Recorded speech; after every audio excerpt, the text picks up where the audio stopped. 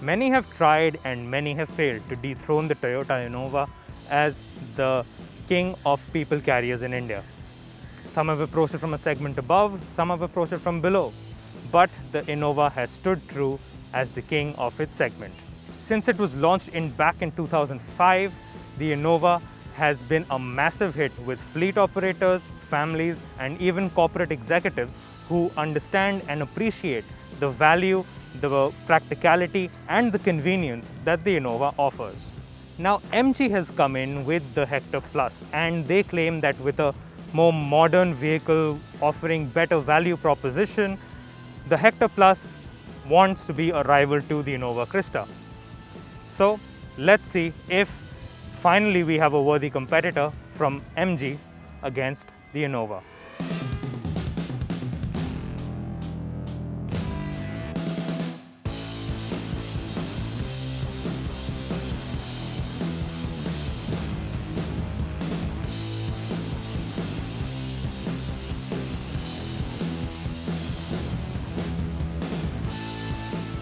The Innova has been the choice for countless Indian buyers and has a reputation of being a high-mileage hero due to its robustness and proven underpinnings. Modern rivals like the MG Hector Plus that are now coming into play are hoping to bite off a chunk of its pie.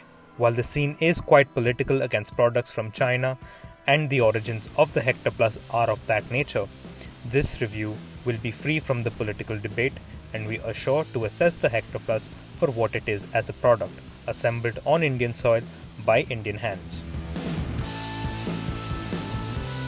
Now, when it comes to exterior styling, there is no getting away from the fact that the Innova Crysta pretty much looks like a van.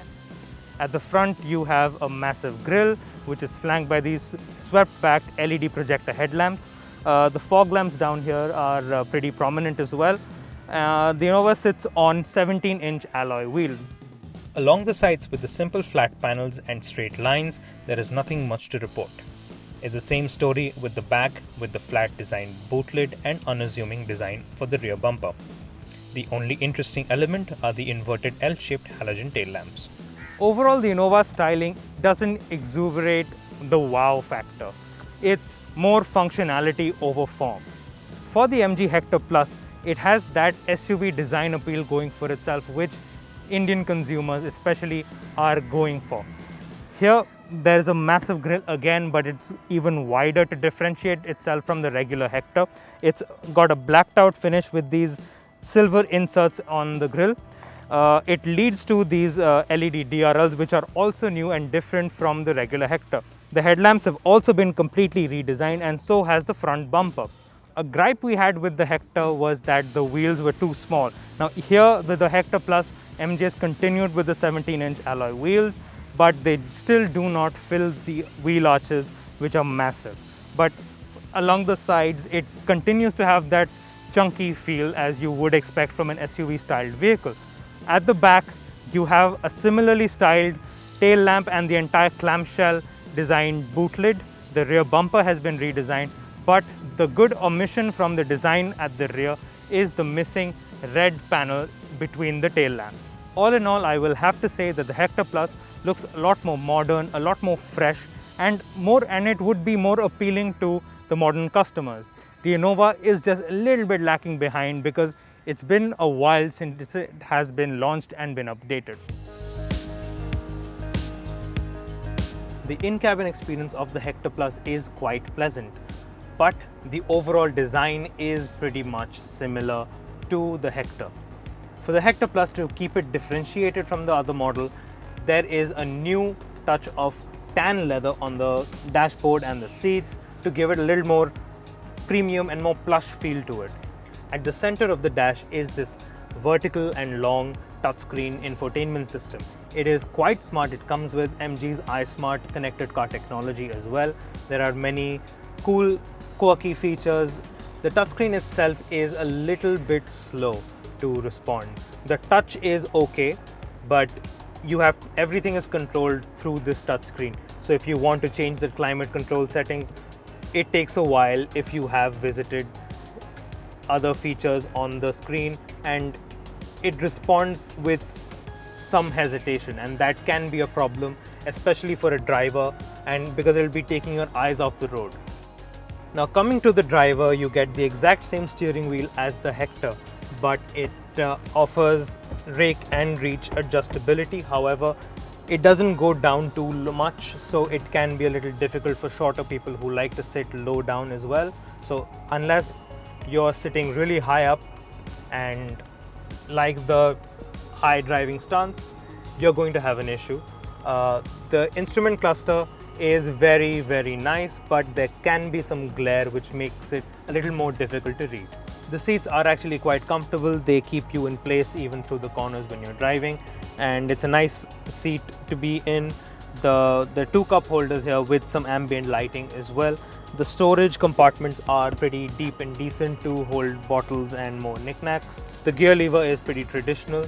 There is no wireless charging, but you have a dash cam charger over here, and that could be useful if you want to place a dash cam at the front. There is the party piece of the Hector Plus, which is the Hello MG. Hi, how can I help? Open sunroof. The massive glass panoramic sunroof.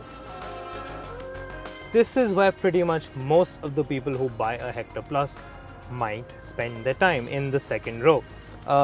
If you, at full extension at the back, you have so much of knee room and leg room, and you have rear AC vents, you have a charger, and you have a place to put your smartphone.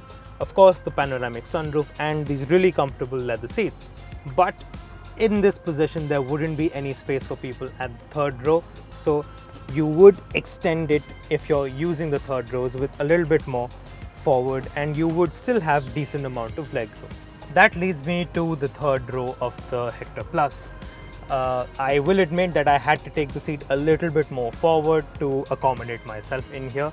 This is not the most comfortable seating position I would want in a car.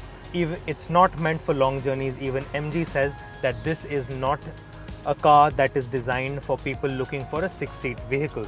They're saying it is a 4-seat plus a 2-seat at the back. So reviewing the seat itself, it's pretty low, which means that there is no under thigh support and your knee sitting with your knees high up. There is not much room here to be for an adult. You could sit here for very short journeys. However, there are cup holders on both sides.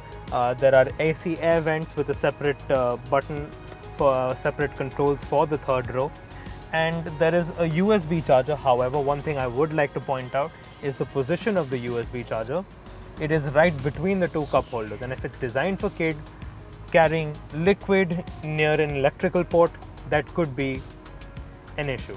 Other than that, the backrest angle is sort of comfortable. There are two adjustable headrests which give you good amount of support if required for whiplash. That's fine. There is enough headroom even for an adult like me. Now I'm 5'7", I can barely accommodate myself inside here. So if you are any taller or bigger than me, that might be difficult. If you're practicing social distancing, this with two people is not the place to be.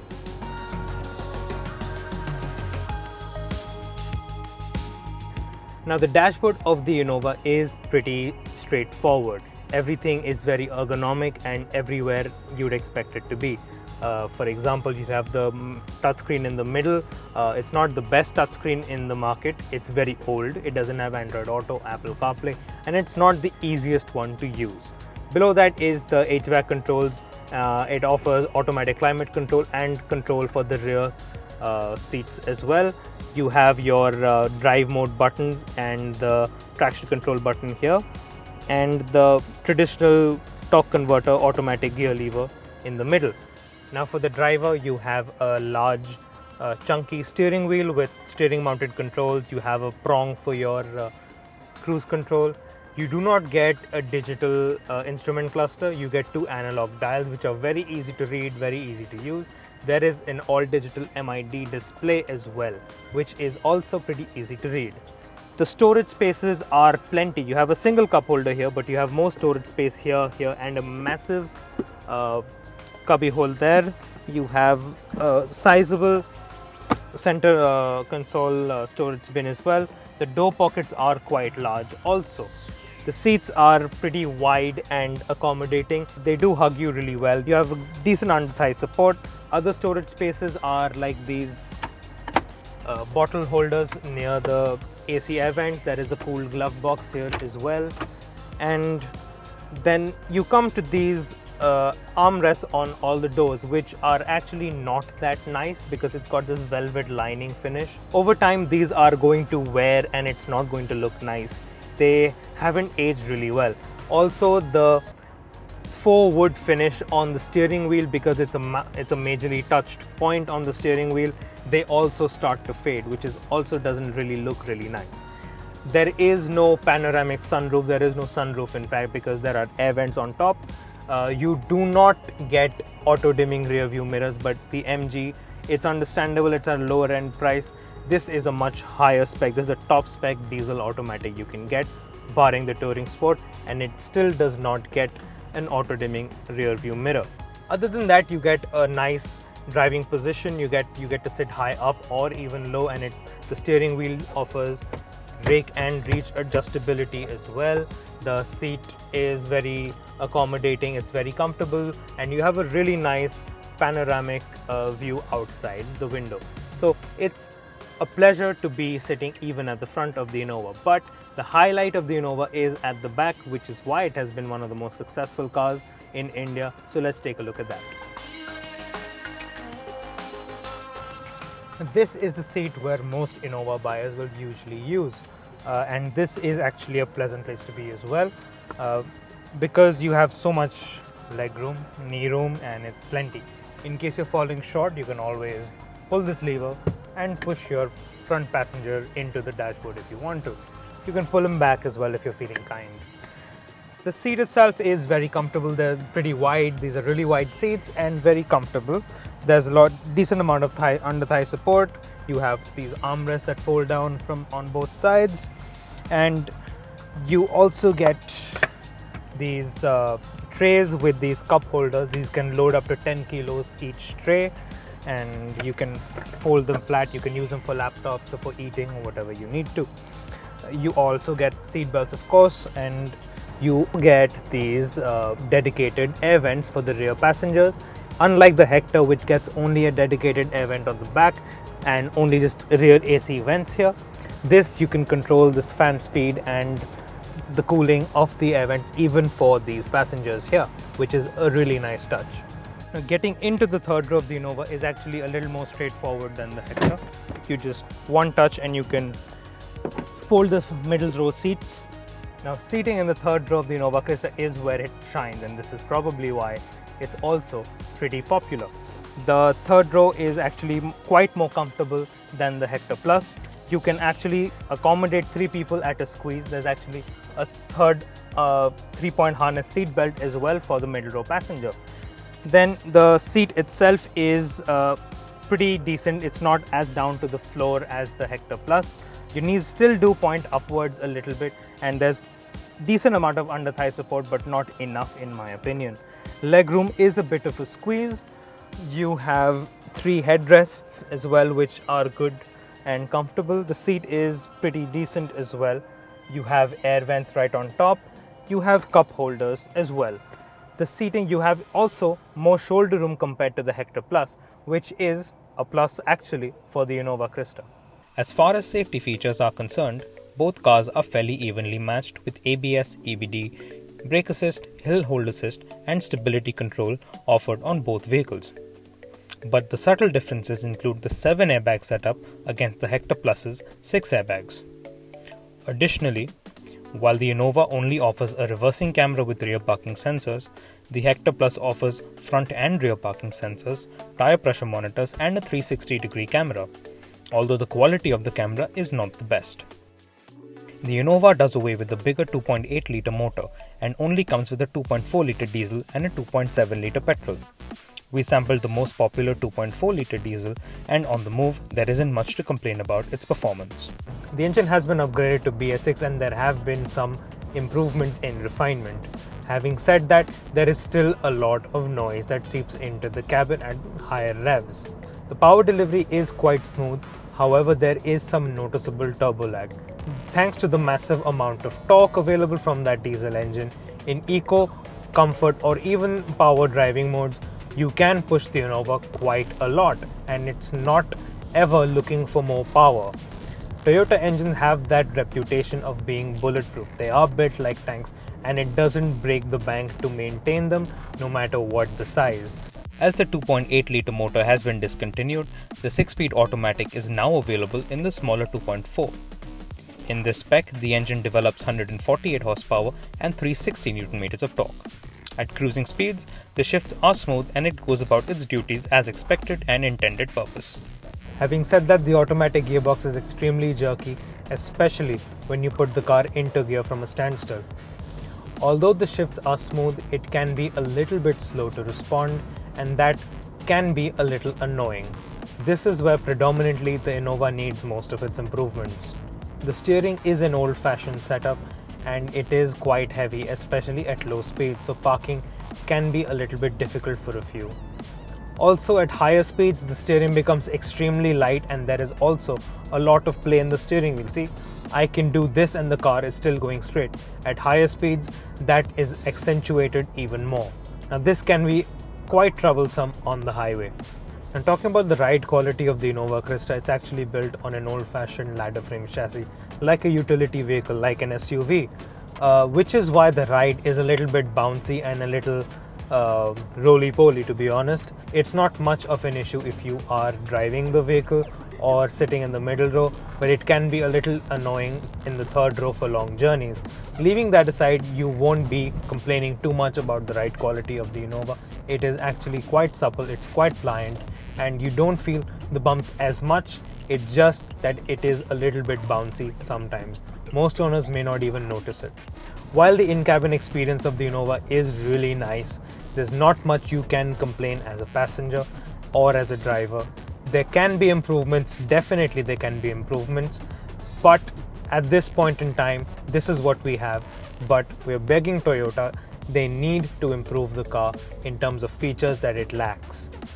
Now, without these improvements, it is possible that the Innova could lose out onto the competition and that could hamper its sales moving forward.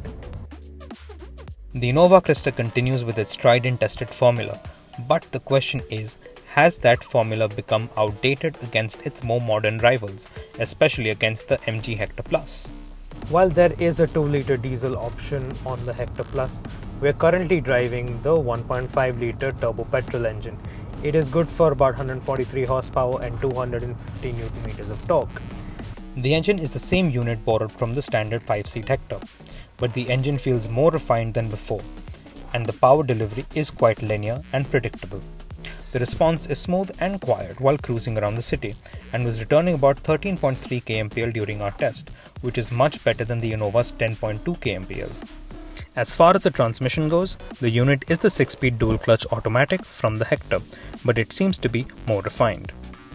However, while it shifts up smoothly, it does tend to get caught off guard intermittently, making it sometimes unpredictable.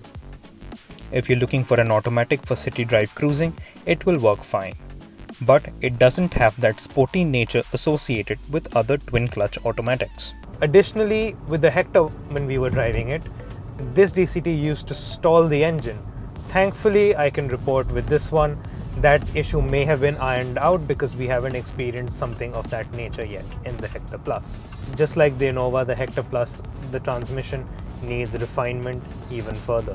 While the cabin is quite plush, the premiumness seems to have been accentuated as MG has worked really hard on refining every little aspect of the car from the Hector in the Hector Plus.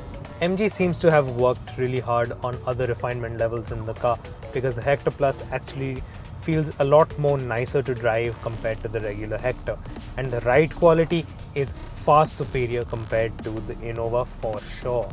The bumps don't filter into the cabin and it feels a lot more refined as well. The steering requires some work to recirculate when you're making tight maneuvers, whether you're parking or making U-turns. There is some effort required.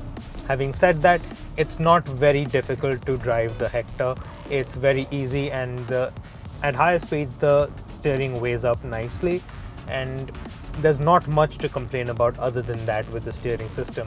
While the Innova offers a few extra comfort features for the rear passengers and more space, the overall cabin experience in the Hector Plus seems to be better than the Innova, as it feels more refined and offers a more premium experience in comparison to the Innova Crysta. In the petrol DCT top spec priced at 18.7 lakh, the Hector Plus is undoubtedly great value for money.